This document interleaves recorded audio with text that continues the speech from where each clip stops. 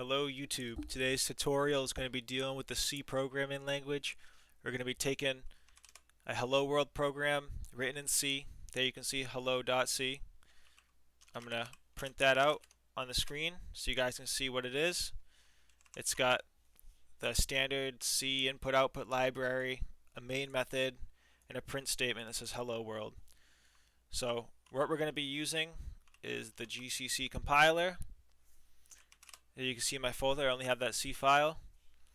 We're going to be using GCC into source hello.c.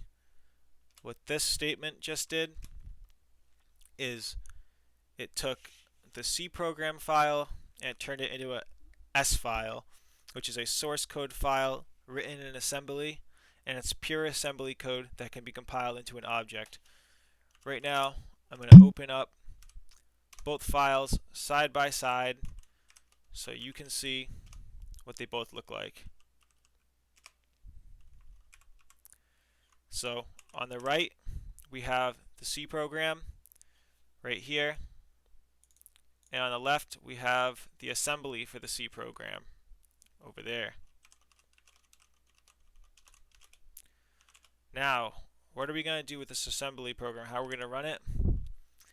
We need to take the source code file and turn it into an object by using the GCC compile flag hello.source output to hello.output. The output file is not going to make much sense to you guys because it's meant for a CPU to understand, but what this object file is in C, an object file is the compiled file itself, which we compiled from the assembly. It contains low-level instructions which can be understood by the CPU, but that cannot be executed yet. It's because we need to compile it into an executable. So we're going to be using GCC hello.o, which is the object, and we're going to output it to, we'll just call it hello. Now you can see we have an executable called hello. This directory we're going to run hello. There you can see we have hello world.